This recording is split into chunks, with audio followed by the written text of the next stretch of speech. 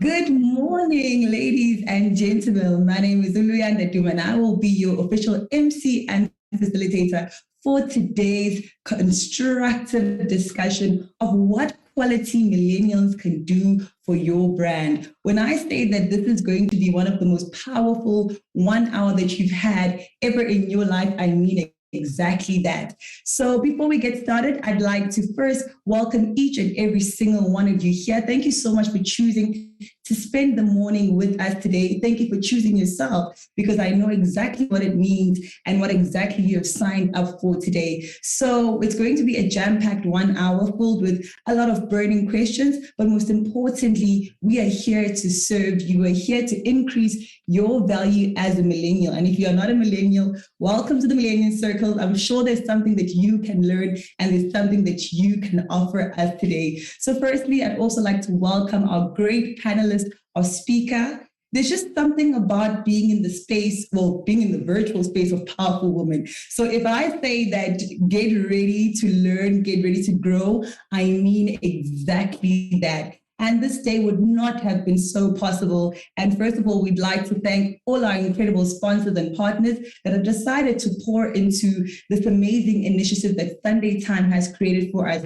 So major shout out to the Gauteng Management Agency, Brand SA, Cliff Central, as well as Pin Pop. Without you guys, this moment would not be possible. So a few virtual house rules before we get started. I think the one thing that I'm still struggling with when it comes to virtual sessions that I'm unable to see you. So I can't hear the whoop whoop that's on per, I need to hear all of that so I know that we are still on the same page. But I do know that you guys can feed off my energy. You'll feed off the energy of the speakers. And with that being said, please do engage. One thing about us millennials, and yes, I am a millennial, and I do believe that we've got some millennials on our panelist as well.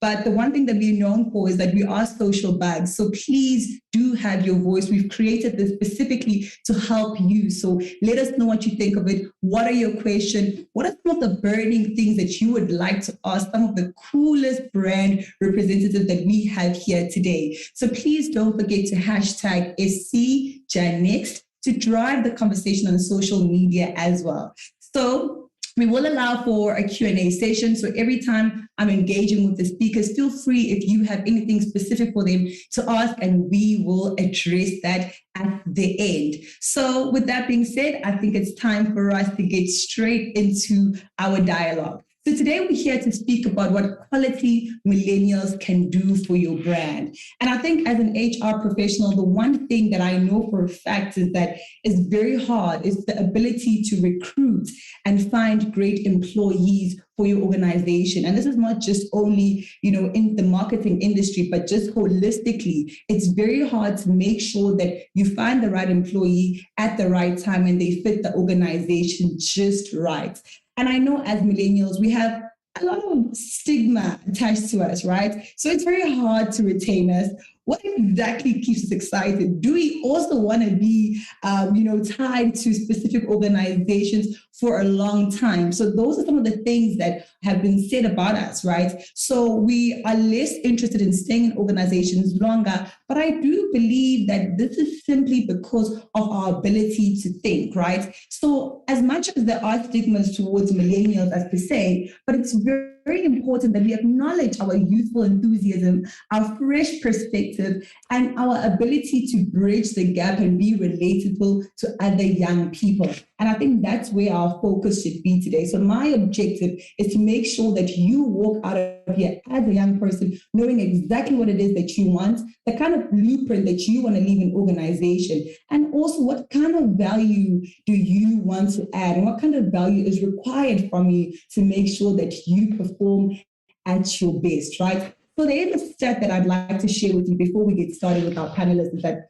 91% of millennials consider the opportunity for rapid career progression as one of the most important things about their job. And I think as a young person, I know that I form part of probably 5% of the whole 91% gig because literally, I think for me, the most important thing is the ability to see myself grow and progress in any sort of situation. And I think our panelists, have done very well in building their careers to make sure that they also grow. And we'll hear firsthand from them how they landed these cool titles and these very exciting jobs that we find ourselves manifesting, some are willing to be a part of, and also to engage. So what we have done today, we've brought them to you. So make sure that you ask everything that you need to know in order for you to be the best at what you do. So without wasting any more further time, I'd like to introduce our panelist of speaker. First up, we've got Lisa Mavundla, who's the Junior Board of Directors and Programs Manager at 22 on Sloan. One thing about Lisa is that she does not have a favorite color. That's the one thing that I've learned about her this morning, right? Secondly, we've got Lee Carter, who's the Head of Digital and Group Brand Partnership at Arena Holdings. We also then have Tatom Dambo, who's the General Manager, Corporate Affairs at Mercedes-Benz South Africa. I know everybody is just saying Summerwell. I'm also Summerwelling at Mercedes-Benz. So we will also get to know how do we then work so hard so that we can afford a Mercedes-Benz, because I think I want to be part of the hashtag goes with Merck. So this is the time when we will also get to learn that. Also, we have Leslie Mashala, who's the Group Corporate Brand and PR Lead at Samsung. I know this one is a very familiar face that people want to engage with, that people want to learn from. So we have her right here with us today. We've also got Masing Damazibu, who's the Executive Consumer and Brand Communications at Telkom. Free data, guys, free data. This is your opportunity. Data prices must decrease. So this is the girl that we need to speak to today. And lastly, we've got Kagiso Mulete, who's the Integrated Senior Copywriter at Joe Public. So firstly, I'm going to call on stage Lisa Mavundla. We will be chatting to her and speaking to her about some burning questions. And I know that Lisa doesn't really want to focus on just the marketing spectrum. So our dialogue is something that we're going to open up so that even if you're not a part of, the marketing industry, you can be in the finance sector, you can be in the HR sector, wherever you are, this segment is going to help you, just transform in your career. So Lisha is currently the programs manager at 22 on Sloan, and she has demonstrated a history of working in the civil and social, organizations industry. She's also worked in the SME development space, where she has dedicated her time assisting with setting up processes and procedures and the overall operations of various business. Yes, women can set up operations, women can do the technical stuff, and this is the time where we learn how Lisa has done exactly that. Welcome, Lisa, and thank you so much for joining us. How are you this morning? I think you just need to unmute. Thank you. How are you doing today? I'm well, thank you. I think let's get straight into our dialogue. What advice would you give a millennial right now about, talking to young people regarding potential jobs, regarding internship, regarding learnerships? Because I think, the trajectory of our careers as young people has transformed and changed quite significantly. When we look at our parents, baby boomers, and so forth, things are not the same. So what kind of conversation and advice would you give a young person now if they are considering these options that basically are the entry into, the world of work? So I'd say I guess what I'm going to do is personalize these questions also to my experiences, because I feel like that's the best way people can learn is through our various experiences. The advice that I would give young people is that, you need to leverage your networks. More than anything, be a part of an organization, be a part of anything associated with young people that has a platform, so that you can give someone a call and say, I'm struggling with this. How do I go about this? Or I'm actually unemployed. I need a job. What can I do about this? I would also give a lot of advice and motivation around joining learnerships and internships. A lot of people, I think, don't understand how learnerships work. So, yeah. In my previous role as operations manager of a startup, I was overseeing the rollout of learnerships. So we worked in the skills development sector. And my understanding of a learnership is that it's twofold. There's workplace experience and you get practical experience in the classroom. And a lot of young people that I've spoken to, leading up to this day have said, we can't get these jobs because you don't have the experience. And, it's almost like, guys, I understand everybody wants to be paid. Everyone wants to earn a lot of money, but you have to put in the work. You have to, say, you know what, I'm unemployed, I have nothing to lose, I'm going to join that organization. I have nothing to lose, I'm going to join that learnership. I'm going to get a skills development qualification, whatever NQF it is. And the way learnerships are designed is that you don't have to have a matric. Even if you don't have a matric and you haven't finished, you could be in grade 11 and you could still be able to gain skills through learnerships. So leverage those opportunities. Be an intern. Nobody wants to be at the bottom anymore. So it's so crazy. It's like, I want to be the CEO, but it's like, no, in as much as we're younger, we're more agile, we're faster, we think quicker, and we've got ideas, we still have to borrow certain concepts from the older generations, such as, putting in the work and understanding that, life comes in phases. Sometimes you're a beginner, sometimes you're an expert, and you must always understand that that's how life works. And if you're able to adapt that principle to every situation in life, you won't find it difficult to be a beginner. So that's just my experience. As a junior board of directors, somebody saw my Instagram and they were like, Lisa, I think you'd be great for this opportunity. So I was like, oh, really? And I applied and I did all the interviews and things like that. So you have to use any and every opportunity that you get. I'm also a part of the World Economic Forum Global Shapers community. And even how I got that, I was underage when I joined. I literally said to one of the shapers, can I shadow you? Can I do all the work that you don't want to do? And that's how I got an opportunity to enter this market that I'm in. And I love that you mentioned that, because the one thing that I've learned as you were taking us through your experience is that you've been, somebody that was very self-driven in terms of learning. And I think that's the one thing that you need as a millennial, and even as any person that wants to grow and progress in their career, is that your ability to be a scholar and be a learner in an organization and ask questions, raise your hand, first in, last out. Those are the key things that often differentiate how fast your career progresses. And I always say that it's not about the prayer that Lisa said that we haven't been able to say. It's not about the fact that, God is in her neighborhood and not in your neighborhood. It's really boils down to what it is that you are willing to do and how hard you're willing to work, right? And I think this might be a little bit subjective, but I'd like to know from you that what are some of the brands that, you resonate with, apart from the ones that you've had the opportunity to work for, but what brands for you, resonate with you when it comes to working for them or with them, or also brands that you've admired from afar to say, well, they're doing something right, especially where young people are concerned? Yeah, so for me, learning and understanding how the rest of the African continent works has been a big thing for my career.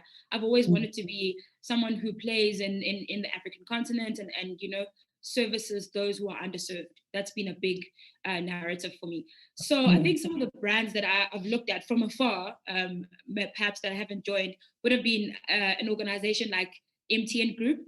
It's a South African company, but it's got a very strong African footprint, and the way they support other businesses and the rest of Africa has really resonated with me, as well as Standard Bank, also again the African footprint. So those are two organizations. I was going to throw a Nedbank just because their building in Sandton looks so good. No, guys, I've always wanted to walk up those days with my briefcase, in my heels, in my little black dress. You know what I mean? Yeah, those are some of the brands that have really resonated with me. Besides, looking at that big building, I also bank with Nedbank, so I've always thought, what's behind the scenes. I love that. Thank you so much for that. And I think, one of the things is that a lot of young people, I think, with the stigma of our inability to be retained in organization, have kind of carried that. And, we walk in there because, like you've mentioned, that I think we are very much an instant gratification generation. And obviously that traits become somewhat toxic, not only for ourselves, but in how we shop in organizations, simply because I want to wake up as the CEO tomorrow. And if I believe that I'm good at something, I want that recognition now, considering the fact that you need to honor every season and every stepping stone, of your career. So what do you think, or do you think rather that is it hard or is it really fairly easy for young people to get employed nowadays, and not necessarily looking at it from a media and marketing perspective, but generally how hard or how easy is it for us millennials to land specific jobs? Mm. The situation in South Africa when it comes to youth unemployment is dire. I was just doing some research, and we're at 65.5% unemployment rate, which means it's dropped from Q4 last year to about 4.2.5, in terms of how many people are unemployed. So the situation is really bad. I think we can all officially say we're in crisis mode when it comes to the job situation in our country. I think trying to get a job in any industry has proven to be difficult, because not only are people qualified, but some people also have the experience, and some people don't have the experience. And I'm also going to say this, because I know a lot of people don't like to acknowledge it, but a lot of us come from, we still have a lot of setbacks due to the previous situation that our country was in. So we can't act like just because so many years into democracy, we can now jump, okay, I've got a degree, I can move. No, we have people to support at home. We have our parents to look after. We have so many social issues that we're facing as young people that, unemployment is just another issue that we don't need. I think even in my industry, I work in the SME development space for an organization called 22 and Sloan. It's all about understanding your limitations as an individual, understanding that, okay, because I have the qualifications, but I don't necessarily have the experience, I need to, again, find a way to get to match my experience to the opportunity, right?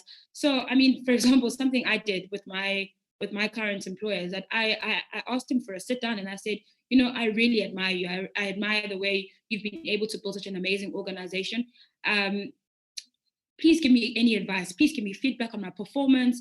Please give me, just so that I always maintain that relationship with him. And, because the better I perform in my role, the more opportunity he's able to give me. So I think that's just how the landscape is at the moment. Everybody has to find other ways other than conventional methods. It's a lot of people on social media will say it's all about who you know, and poor us, we don't have the connections. But making connections isn't about having a parent who works in government. It's about going to a marketing event and saying, you know what, I'm going to stay behind and I'm going to wait for my opportunity to speak to that panelist. It's about making sure that you read up on your industry. You don't just have the institutional knowledge, but you also are interested in the conversations that are being had. So I think that it's very important to not just be smart, but to also understand your industry and be able to hold a structured conversation around the challenges that your industry faces. So yeah, I mean, young people have a lot of work to do, and I feel sorry for them, because it's the situation is bad, but we have to make the best of the situation at the moment.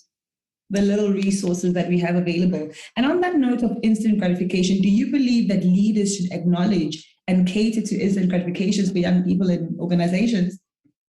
So I actually wanted to ask you a question back about this. I wanted to ask you, so what is this question? Please, if you could break down this question for me, because I'm just like, should leaders acknowledge instant gratification?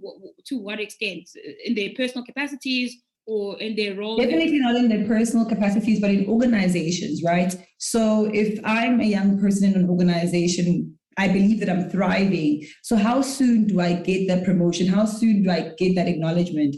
And I think as a young person, I'm very much flexible now in my ways of thinking and in my creativity. So should I be allowed to work 3 days from home, right? Because that's what I think will spark my creativity. So how far can leaders and businesses stretch to meet, young people at a point where we feel like these are the conditions that I want to work with, and not necessarily the conditions that traditionally used to be, what was being done? Yeah, I mean, I was having a conversation with a Gen Z in our company. I call her Gen Z, she hates it, but she is. And we're the microwave they're the microwave generation. I mean, it also starts a little bit with us, how we want everything to happen right now. And that's not, again, I'm going to reiterate the point I made earlier. That's not how life works. It's just not. You have to go through certain stages and phases and learning. But also, at the same time, your growth is equally dependent on what you put in. What you put in is what you get out. So when it comes to leaders, I'm going to say, for me, a leader is someone who is in charge of the organization, or someone who is like a group chairperson, things like that. That's what I constitute as a leader. I think that leaders, in terms of the working space, need to allow us young people and millennials to work as fast and as agile as possible.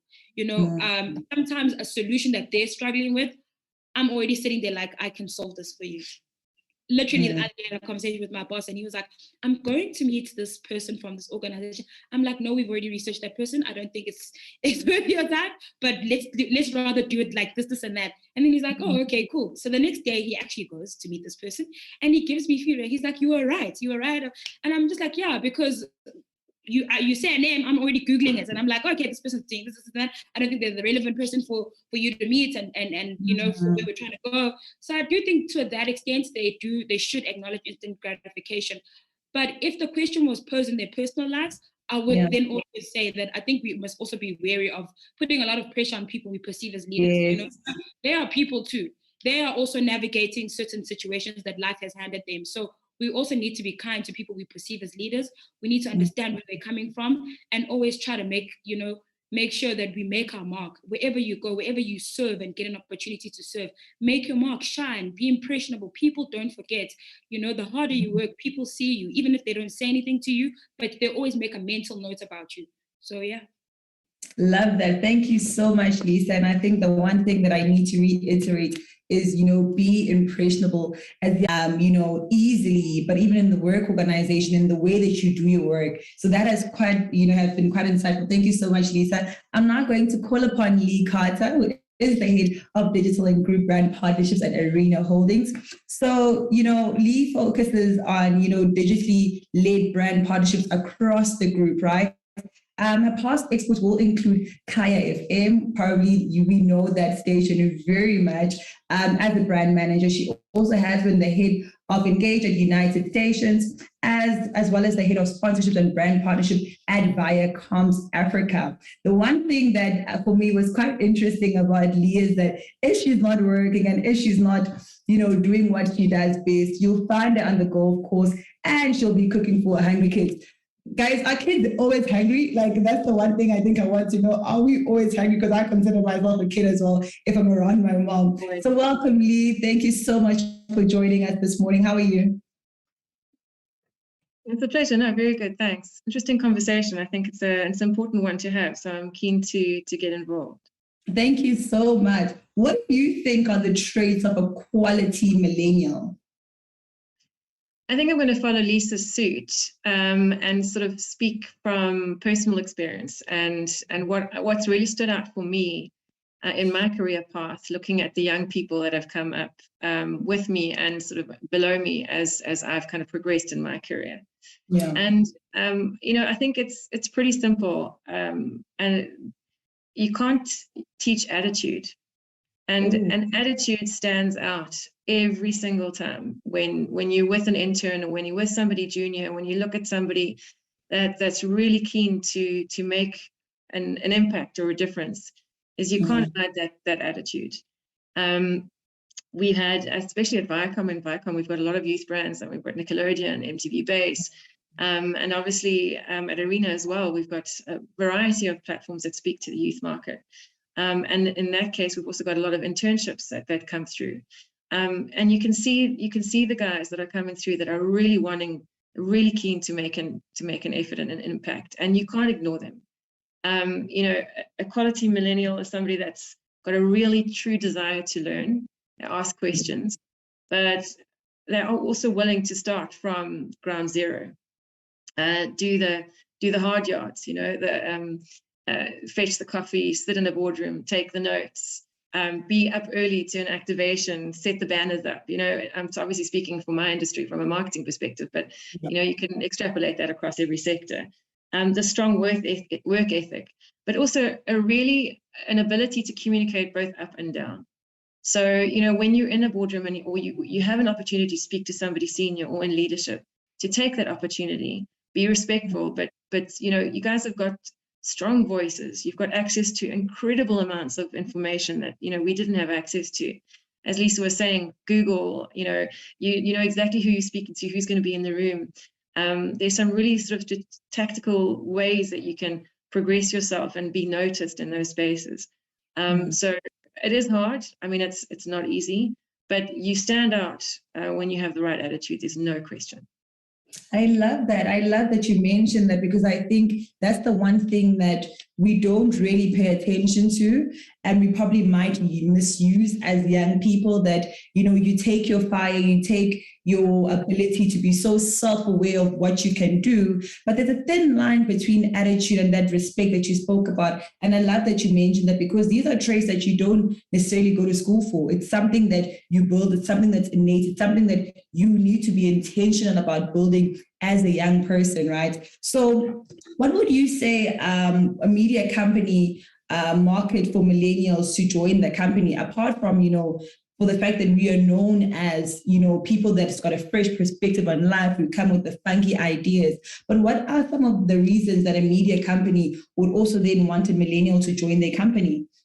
Gosh, I mean, we couldn't operate with that kind of input. I mean, to if we thought that we knew everything just because, we were older and we were experienced, we'd be out of business. And, obviously from a media perspective, we market to millennials, but we also create content for the millennial group. So, we need millennials to speak to millennials. You can't even pretend to do that. I can't speak to that market anymore, unfortunately. I wish I could. But I mean, but also from an innovation perspective, it changes so quickly in that market and younger. I do have children who, yes, are hungry all the time, but they whether it's TikTok, whether it's something else, Instagram, they're communicating so quickly on a variety of platforms. If you want to resonate with that market, you need to know where they are, and that changes from group to group. So if you're creating content, I mean, it used to be that you used to do print content, that's fine. But now, you have different varieties of video, different formats of video, different lengths of video for the different social platforms. The way that you write is different. Is it digital content? Is it native? Is it something else? So, millennials are the only ones that know how to speak to millennials, and you can sniff it out. You need to be authentic. Otherwise, they're just going to throw you away.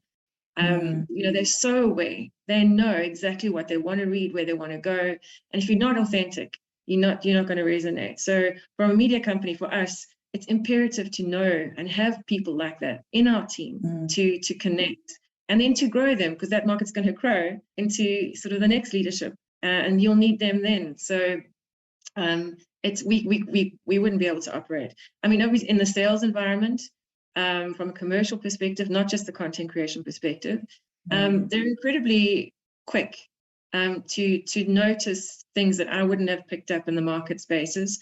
And you also got millennials now in leadership positions that you need to understand how to approach. What should this proposal look like? What is important to them? What are the cultural issues around that? So yeah, it's incredibly important for a media company to have that kind of input when you look at commercial and content. I love that. Thank you so much for that. And that one of the skills for the future has been said to be innovation. So I think your ability to be innovative, come up with fresh ideas, and being creative as a millennial is something that not only the market and industry needs, but it's a skill that is very important for the world of work to transform incredibly. And I think lastly, Lee, before I let you go, how do you manage to bridge that gap between having millennials and working with baby boomers from a work relationship perspective? Sure, that's a big one, and I think actually that's the most important question you can ask, because you can have interns and you can have a lot of sort of young people working with you, but if you don't have that two-way street of learning, then it's not going to work. In my case, or in my experience, the most important or the most successful relationships that we've had have been where there's inclusivity. When it comes to brainstorming, when it comes to new ideas, you give the young people exposure to the big problems that you're facing as a business, not necessarily for them or put pressure on them to add value, but just to be immersed in it and to understand what those different things are, so that they can start learning about, how did this person react? Was it good or bad? And then when they have ideas, that the leadership is willing to listen to them. They might be a little bit naive. They might be, a little bit extreme or whatever it is, but somewhere in there, is a learning experience for that young person, and they deserve the respect and the time. But on the other hand, there might be a kernel of something brilliant because they're in that market and they might know something that you don't. So from a leadership perspective, or not say leadership, because some millennials are leaders, but I'm not a baby boomer either, so I'm kind of in the middle.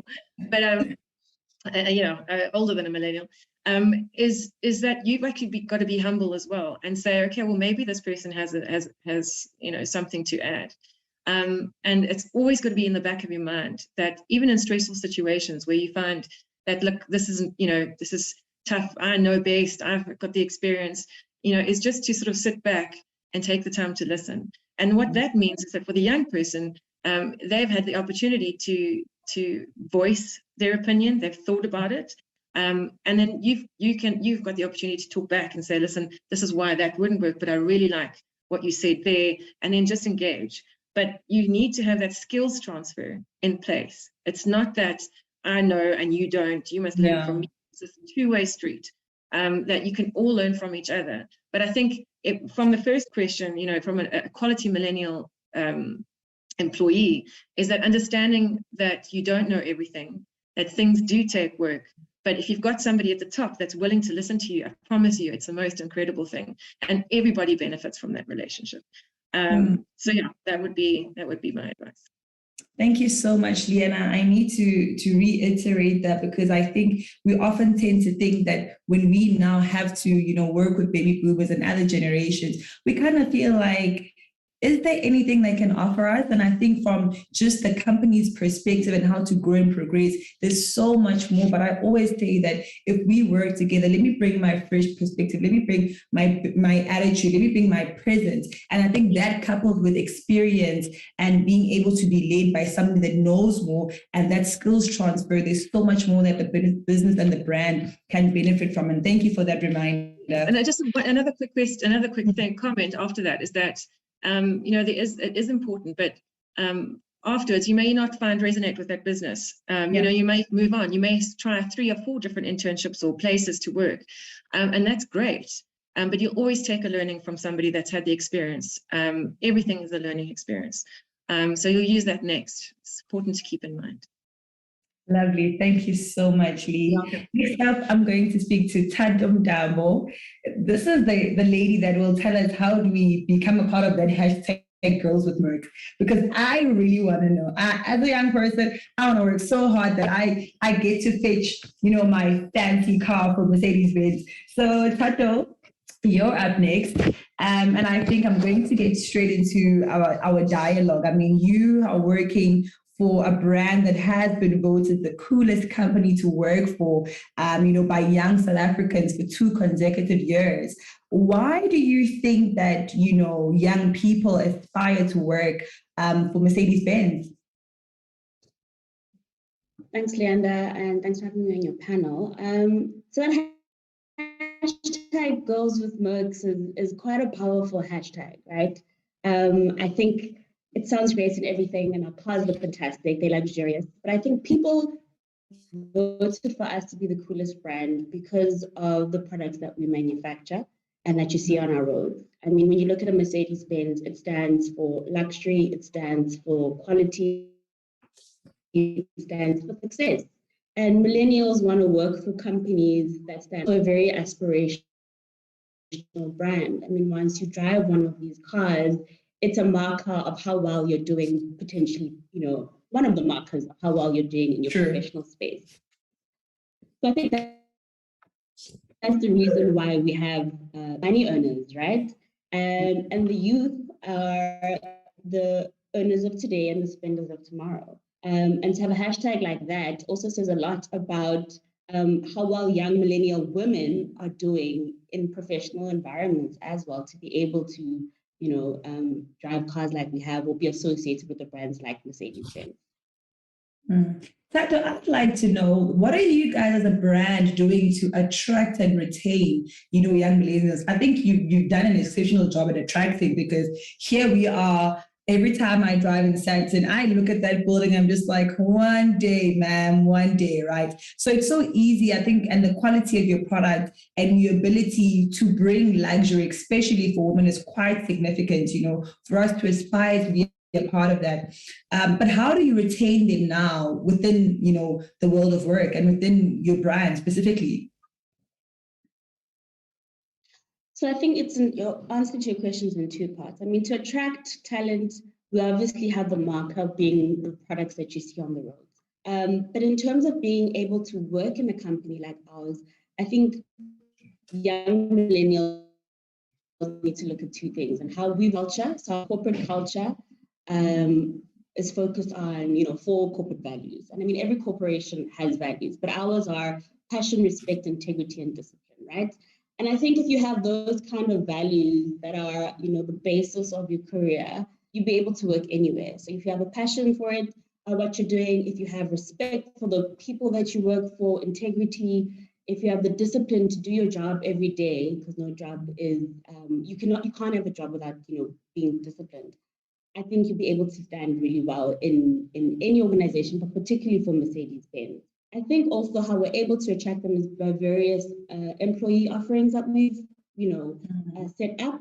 I think long before COVID, we've always had something that we refer to as mobility work, where we allowed people to work remotely because it wasn't about bums on seats, right? It was about what are you able to contribute from wherever you are, whether you're in the office or you're at home, what's your output? So, mobility work has always been something that we're keen on.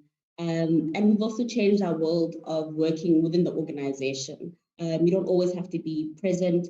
We focus a lot on professional development as well.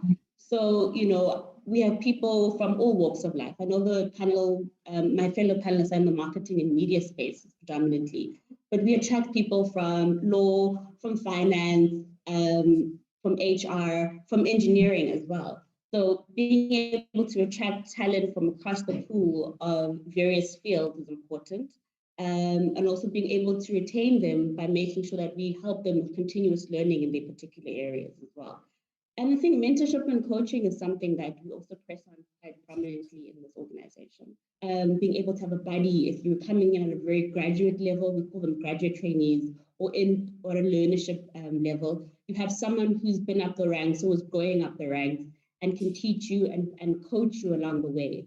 Or you have someone who can coach you who's been, from the very top of the ladder, coaching someone who's, starting out at the bottom. So I think coaching and mentorship is a big thing. And obviously, if you want to study further, there are various opportunities in which we're able to offer young talent to pursue. So I think those are just some of the ways in which we're able to do that. And I think also attracting people from, focusing on things like diversity and inclusion. The world of work has changed, and people from a cultural perspective want to work with organizations that they can be comfortable in because you bring who you are into an organization. So we focus a lot on, LGBTIQ plus diversity and inclusion, including more women in the workplace from the manufacturing side, which we have as well. And encouraging women to be on the assembly line where we manufacture the cars. And that's not really necessarily a boys' club anymore. So there are various ways in which we're able to do that in terms of our HR offerings, but also in terms of our organizational development and our culture. Also attracts and retains top talent in the organization. I get it. I see why you guys are the coolest brand. And as an HR professional, you have a pool of these things that, and guess ideas and ways in which you can retain talent. But Mercedes-Benz, guys, that's everyone on that list. There's growth there. There's opportunities to study further. There's diversity and inclusion. So, there's a lot of things that are available for young people and especially women, which I think, it's a company that will not only liberate young people, but also provide that support. And I love that you mentioned, mentorship and coaching, because for any person to grow and transform in their careers, that alone is just one pillar that you cannot seem to avoid, right? And lastly, before I let you go, what does positive reinforcement play, and what role does it play when it comes to, nurturing talent within your organization? That's a good question. I think Lee referred to it earlier on, I think in terms of humility, right? I think young people need to be receptive to feedback. You're starting off in an organization that is decades old, not hundreds of years old. I mean, we're the makers of an automobile, right? We've been around for a long time. So whilst we do love to attract young talent, we're also looking for people who are receptive to feedback, who are hungry for feedback, who are hungry to learn. And we have a culture of inculcating, feedback. We have a feedback culture that we stand upon quite strongly. I think people who are receptive to feedback are also able to learn from their mistakes a lot more, because you are going to make mistakes. professional coming into an organization like ours. But having that humility, being open, and also just, I think importantly, we create a culture of not punishing people for making mistakes. You know, we allow people to make mistakes. And I think that's also important in terms of making sure that we have the right talent coming into the business and feeling safe to be able to grow in a space like Mercedes-Benz. Thank you so much, Tato. This was amazing. And all the best, because I know you're going to get a lot of millennials now coming in and knocking at your doors because they want to be part of this, you know, amazing and cool brand. They should come. They should come. They should apply on our careers page. We have lots of opportunities for them. This is a shameless plug on my part. Yeah, absolutely. I think we'd like to get as much millennial talent coming into our organization, make the coolest products and be the coolest brand. Lovely. Millennials, don't say we didn't do anything for you guys. Go on that careers platform and apply, shoot your shots, and make sure you walk in there and add as much value as possible as a young person. Lesedi Mashale, that's my next speaker I'm going to call upon.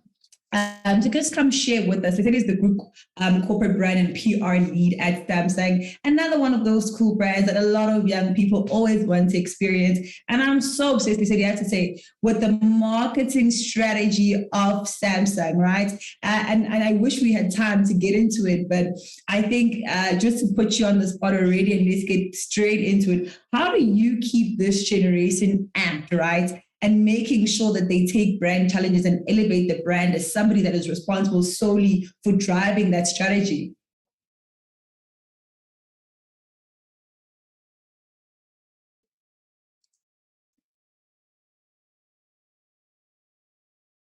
I think you just need to unmute yourself, Lesedi. Oh, sorry about that. Hi, Leanna. There you go. Hello. Thank you for having me. So maybe based on some of my technological challenges, you can see I'm not necessarily Gen Z. But yeah, to reflect on Samsung. So one of the things that we've been quite intentional about is actually investing in Gen Z and who they are. Recently, we launched what is called the Future Gen Lab. And at a very high level, it's about one, recruiting Gen Zs, two, including them as part of the marketing brand planning, as well as the strategy rollout. They also serve as almost like a sense check and a panel that also has to report back to the marketing team as well as the executives around the world. They also now create content specific to Gen Z. So to operate in a space where we grew up with channels that didn't even exist, and we are now the ones that are putting together the briefs, is not feasible. Our ability to relate to this audience is a bit detached, and we needed to really bring them into our environment to understand. I think another thing that we've been quite intentional about and we focused on is delivering what we call technology that they need right now. It's a joke that runs in the building. Sometimes we get teased even by the industry around the rate of innovation that we have. But realistically, if you think about it, how you use your smartphone, what you need it for is very different to what you needed it for even a year ago or even 2 years ago. So to expect that we're still relying on insights from that far back to deliver a product that you need right now is just not going to work. I think a relatable example is even the rise of Instagram filters. Our phones 2 years ago, 3 years ago, weren't built to even understand the technology. So the adjustments that you then have to make sure you're rolling out consistently has to be on par with what people really need right now. I love that. Do you think that, at times that millennials will bring, with them some cultural nuances, and why? Oh, 100%. So I think just when different age groups are born, even if we segment people according to decades, how people experience their world right now. I don't experience the world the same as my mother, my older siblings, or even my younger nieces and nephews. So I'm bound to bring a different flavor and a nuance into the environment. I think a good example for me is the growth of video content and what it means, right? So as a everyday person looking into this, it seems, it's really technical, but for Gen Zs, it seems as personal as it's an ability to capture a memory. If I can't interact with someone in real time, I've now got a reference point of a moment, an occasion, or a certain way that I felt. And that is personified through a video. So the power of video technology is then something you automatically have to respond to. And as an example, it's TikTok. So if I think that when I say they bring their own cultural nuances and energy, TikTok grew probably phenomenally through the pandemic. It's a platform that I looked at and was incredibly intimidated by. I was like, I know I can dance, but is that all the platform can do? And once I really started bringing myself closer into it, was actually realizing how people are rolling out marketing strategies on this platform. It was an easy way to communicate product features, benefits, or even introduce products into a market. Whereas as Lesedi, I was looking at it, no, it's a dancing platform. I don't want to do a challenge the whole day and try it and figure out different steps. So 100%. And those are nuances that brands have to respond to immediately. And I think lastly, before I let you go, I need to ask this. So as somebody, who's a PR lead, and now we're having a conversation about the millennials, specifically in your field, if you had to hire millennials, what are the 3 things, literally in the simplest way you can put it, that you would look for in a young person to come fill your shoes? Sure, the 3 things. Okay.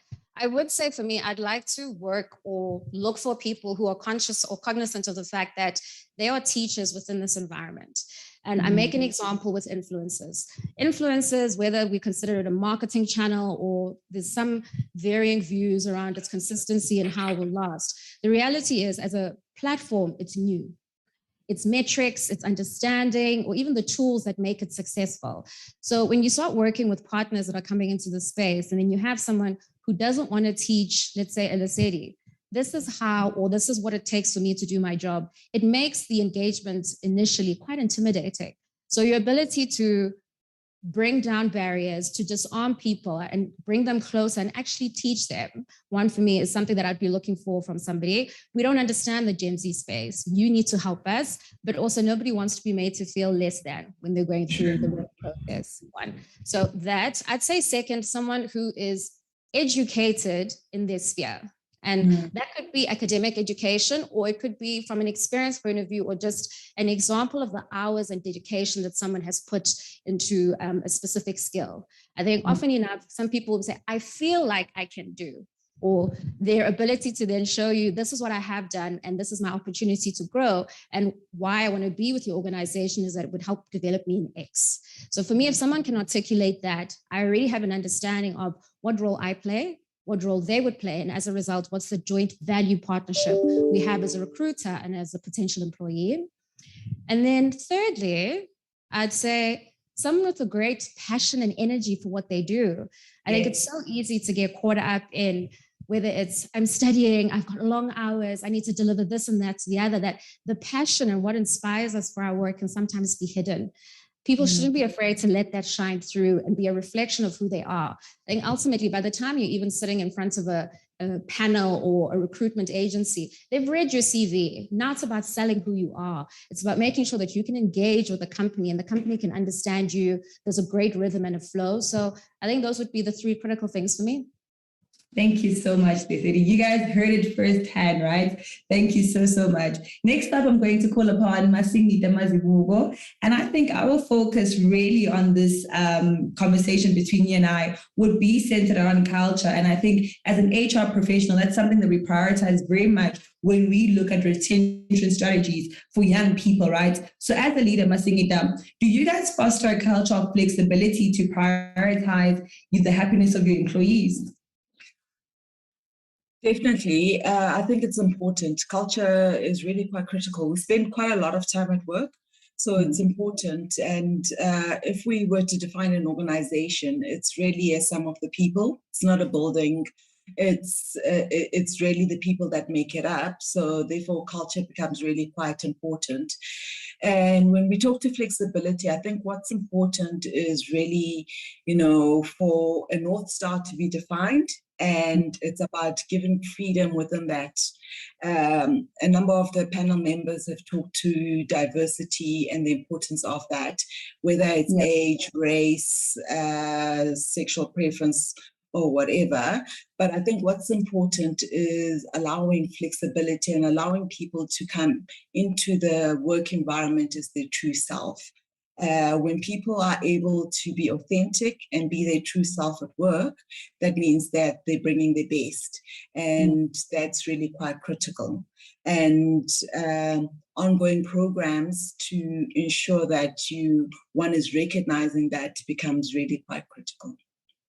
I love that. I think before I move on to the next one, already I've got so many questions burning in my head, and I want to encourage our viewers, guys, please do not hesitate, because I don't think you'll get the opportunity to, engage with this panelist, all of them in one virtual platform like now. So don't forget to hashtag STGenNext, and let's keep this dialogue going. So on that note of culture, how do you guys then create a culture that will ensure that it helps your talents within the organizations, focus, as well as not feel too overwhelmed? Because I do think as millennials, when we walk into such big organizations such as Telkom, the first thing that, will settle in will be the imposter syndrome. Am I good enough? How do I do this? I need to impress, people that are above me. And, it can get quite overwhelming. So how do you guys then foster a culture that is not only going to help employees focus, but make sure that they don't feel as overwhelmed?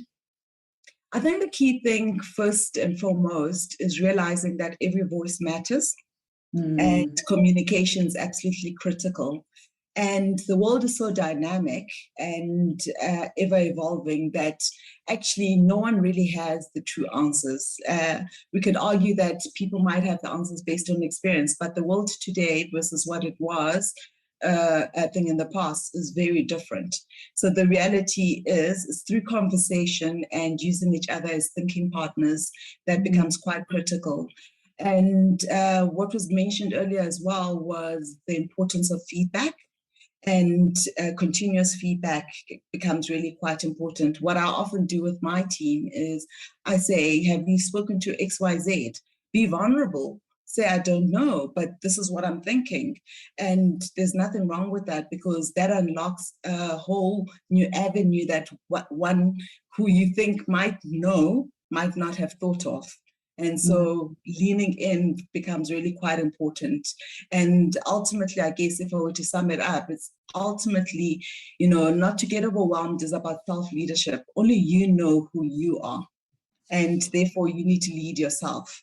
And if you don't do that, no one else is going to do it. And you know what your boundaries are, you know what your energy levels are, but how do you lean into those spaces at the right times and make sure that you continuously open those communication channels? I love that you mentioned that. I think it's quite important, the ability to be able to lead yourself in an organization. I see that you've got a very big bookshelf. If there's one book that you had to recommend to millennials right now, which one would it be and why? If there was one book, oh my gosh, I read so much. One. just one. I have to choose one. You're gonna laugh because this is a book I actually got from my grandmother. Yes, yeah. So for my grandmother who's passed, but I have it on the bookshelf, and it's called. I need to look quickly and see what it's called. What is it called? I forget, because I actually have kept it because I want to give it to my daughter. I recall the story though. It's a story about I think a young couple that went against odds and decided to carve their own path, in essence. And it talks through the trials and tribulations through which they actually went through, and how they navigated a new space without the comfort and the cushioning of home and what they had grown up in.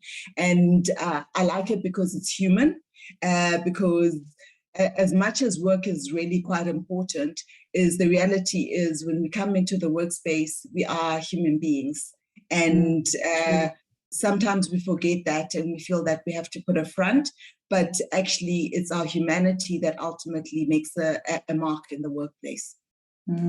Thank you for that. And I think that was such an interesting and beautiful reminder, because we get so caught up in the rat race. I want to be successful. I need to be the best in my job. I need to make an impression, that we lose that human touch or that human element. And I'm so happy that you have reminded us about that. And hopefully when you do find and remember the name of the book, please do take a picture of it, then hashtag STGenNext, and then we'll all be able to see that book and have a read. Thank you so much, Masimita.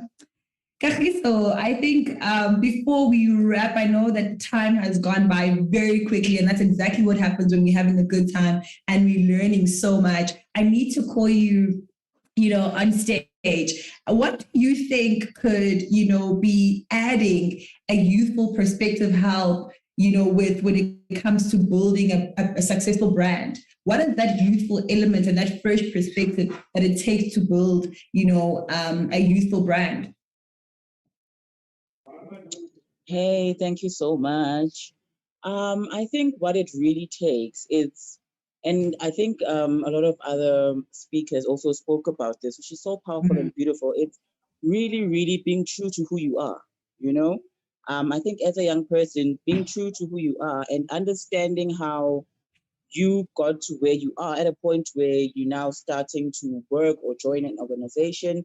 It's understanding how your story getting there shaped you as an individual, and how you understanding the words on the streets, the finer things. And I'm thinking also, I'm talking in terms of creativity as well, adding that youthful taste to creativity, to everything. And I think it's really understanding how your story got you here, understanding how you having your ear on the ground and knowing what's happening as a young person, how every young person relates to certain speak or anything, and understanding, how what role you play from knowing who you are or where you come from, and bringing that along on the journey of you expressing that through your work. I love that. Thank you so much for mentioning that. And then if you are looking for a managerial, candidate, and let's look at it from the perspective of grooming, millennials into stepping into those positions, what qualities, if you could name 2 qualities, what sort of qualities are you looking for when it comes to that? Okay, so qualities definitely would be one, hardworking and like being committed, and understanding that we all have to start somewhere. You know what I mean? And you need to be willing to grow as well as a person. So with grooming, I'd say working hard and being committed to the opportunities that you find yourself in. Yeah. And I'd say for the last one, man, is just being genuine, being a genuine human being and being honest with yourself, even if you can face some challenges, I think, along the way, and you have your managers to talk to or to guide you through the process. But if you're an honest person, I think, and you have that as a value, maybe as an individual or as a young person, being groomed into a senior in a senior position, I think honesty as a value is one important thing. And I think, hard work and commitment. Love that. Thank you so much. Do you think that leaders should nurture, a sense of passion and purpose in the youth of today? I think so, man, because I think, the youth we're dealing with today, they are so quick. They get things done so quickly. It's fast paced. We have the internet. We communicate on every platform. So I think sometimes it's easy to not be that much passionate. And I think it's so important to groom passion more than just skills and hard work, but fueling passion. And I think the best way also to groom that is for us to practice it and show it through our work and how we do it as seniors. Yeah. That's lovely. So if you had to groom a young person to step into your role in future, what is that one thing that for you would, be a factor that stands out and something that you look for? So something that I look for, I would say being a risk taker and not being afraid to jump at it. Like, it might be the scariest thing. You might think your ideas are crazy. You might think this can never happen. But I think the biggest thing is taking risks and doing it even if you're afraid. I love that. And thank you so much for reminding us, Kagiso, about that, because I think when I look at you ladies on this panel and I've seen how you've progressed, and I think just through the dialogue, I understand why you hold the positions that you do in your various organizations and the impact that you have. But I think one of the underlying qualities, apart from being, having your ability to learn, paying your dues at every season in your career, but your ability to take a risk and be confident in that. And it's not to say that you'll never make mistakes, but it's just you putting yourself out there and allowing yourself, to learn. Because I always say that if you fail, there's so much more to learn than just, looking at the fact that you have failed. So thank you so much for that. We do have a question from one of our viewers. That I think any member of this panelist, if you think it's something that you can resonate with, that you can answer for us quickly, because I do know that we are pressed for time, but I will take 2 questions and then we can close off. So the question from the viewer is that, how do you manage a young person's expectations of how quickly they will rise within the organization? So we have that Instagram live where obviously we post things as if we woke up and it just happened, which makes them think that they will rise quickly, which is not necessarily, the case. And I think maybe I'd like to hear from either Lee or Masingita when it comes to this, that how do we then, make sure that people understand and young people understand what the journey looks like in reality, than them thinking that to be successful, it only just takes for you to drive that Merc. But what does the process look like of getting that? I'm happy to lean in, and then Lee, happy to hand over to you. I was one of those people, and one critical piece of advice that I was given at that point in time, and I was in a situation where I didn't actually have a line manager, but I was reporting to kind of a skip level. And I was questioning why I'm doing the work, why am I not getting the position? And the feedback I'd got at that point in time was, recognize what you're doing, but don't underestimate the importance of depth of experience, because a solid foundation sets you up. And then when you start to fly, the world's your oyster. And that's what I would say is lean in, be curious, learn. And curiosity for me is a source of ideas, is a source of learning, is a source of growth. And once you have that level of that strong foundation and that sense of confidence, you start looking much broader. And it just becomes that much easier to actually get to where you need to get to. So pace yourself. When it comes, it will come very fast. Oh, lovely. Thank you so much. Lee, anything to add?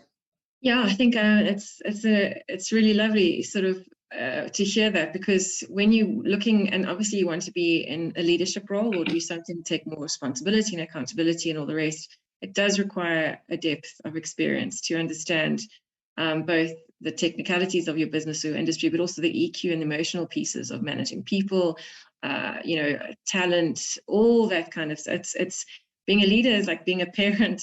You are 24/7 on. You never go to sleep. You never stop worrying about the people that are you're accountable for. So it does require some kind of sort of emotional maturity. So give yourself time to learn all facets of the business or whatever industry you're in. Enjoy it, because once you get it, you can't turn it off.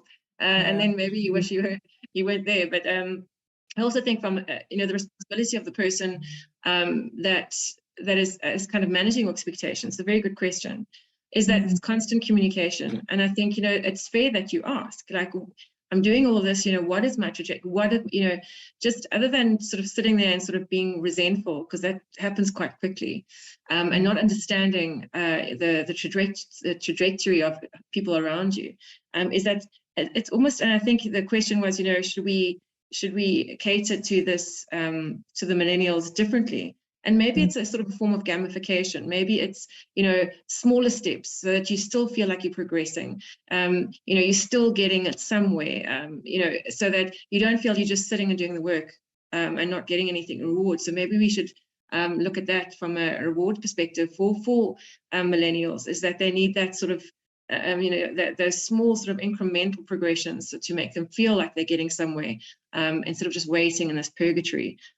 Before they feel like they've progressed, and perhaps that will retain and give sort of a lot more enjoyment in the workplace. Thank you so much for that, Lee. And I think managing your expectations is really how we can sum up just the answers to that, because I do believe that for anyone to transition and to grow and to be successful, there's some sort of, level of hard work that you need to give it, and constantly not forgetting that you have to play your part, to see your career transform. And I think just to close off, Lesedi, I'd like to put you on the spot, and maybe Lisa is something that she can add as well, is that, Lesedi, I look at you, and obviously as somebody that's been following your journey, you've worked for some of, the brands that we will name as the top and the best, right? And for you to be able to build such a steady career, working and having the opportunity to service some of these brands. And as young people will look at that cool element and forget that there's quite a lot that comes to, dabbling and being able to, I guess, PR and be in the forefront of such great brands. What is that one piece of advice that you have to offer somebody that sees themselves as a Lesedi one day and wants to work with these really big and cool brands? And as a young person, I do believe that there's room for us to add those fresh perspectives. If you had to offer one advice when it comes to building a career, especially where people don't tend to think that it's as glamorous as it seems, and what would that one thing be for you? The one thing I'd probably reflect on, and members of the panel have also just touched on it, I think it's the ability to identify the support and development areas that you have.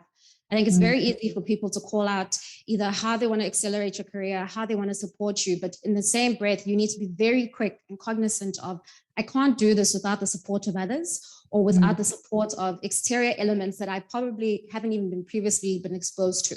So one of the key things that was quite critical for me was focusing on my master's.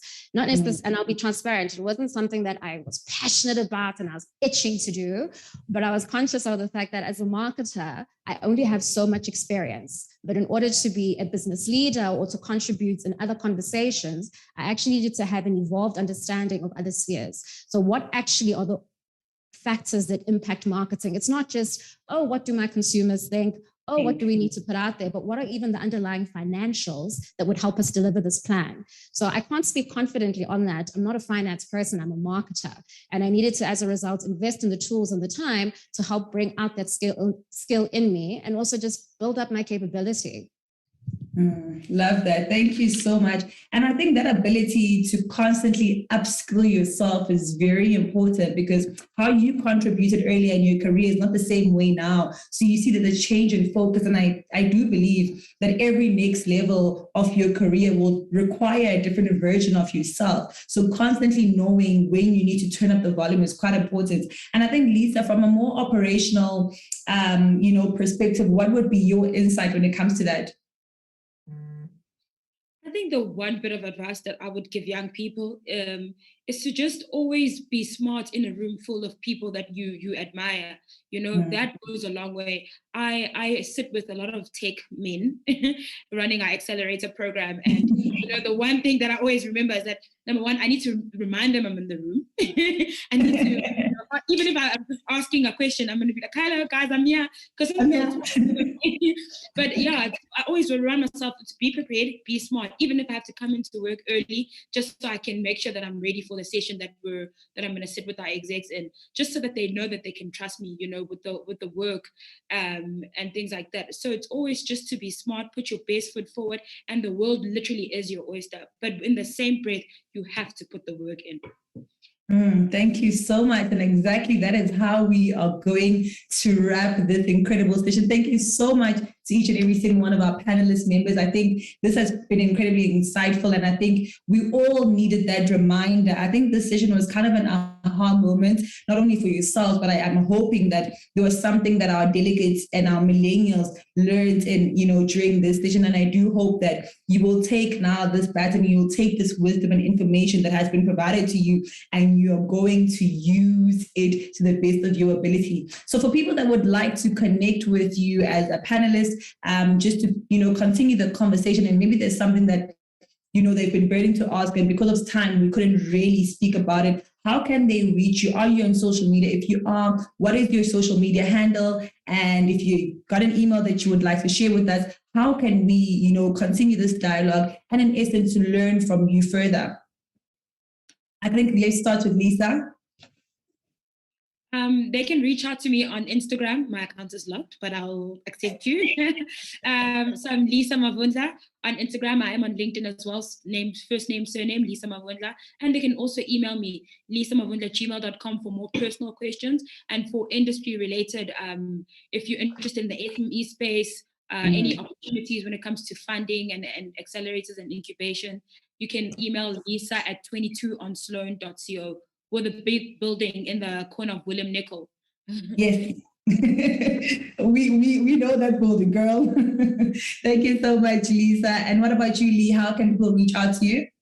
Happy for LinkedIn. It's a great communications tool. Yes. So you can find me, Lee Carter, and you can DM me or message me, and I'm happy to continue the conversation there. Thank you, Lee. Tato, what about you? Apart from us coming to that building in Sandton, how do we reach you? Sure, you can reach out to me on LinkedIn as well. I am there. You can find me as Tato Mdambo, and my profile's there. We can converse there or take it offline, depending on what the query is. Thank you so much, Luceri. Hi, Leander. For me as well, they can contact me on LinkedIn and they must just feel free to reach out. Thank you so much. Masingita, how can we get in touch with you?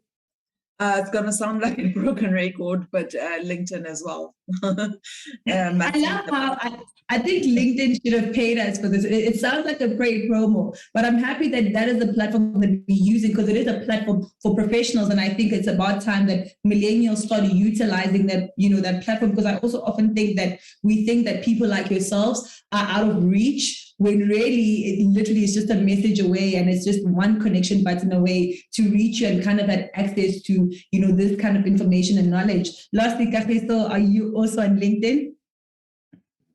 Definitely. LinkedIn and Instagram, Kagiso Mundete.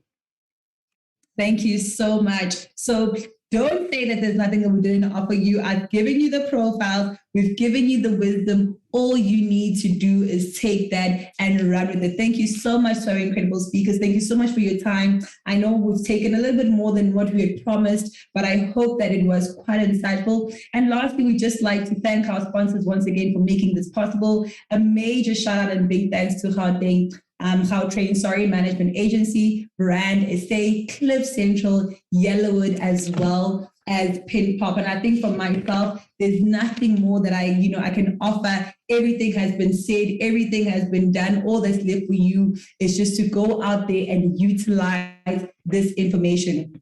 I want to leave you with this. Life starts when you start believing in yourself.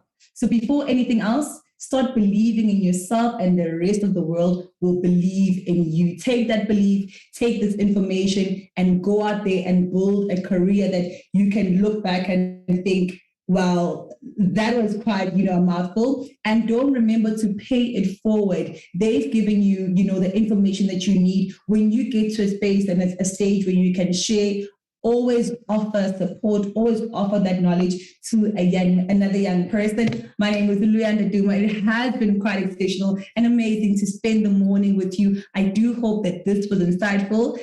This is us signing out. So thank you so much. Do enjoy the rest of your morning, and it's all from us.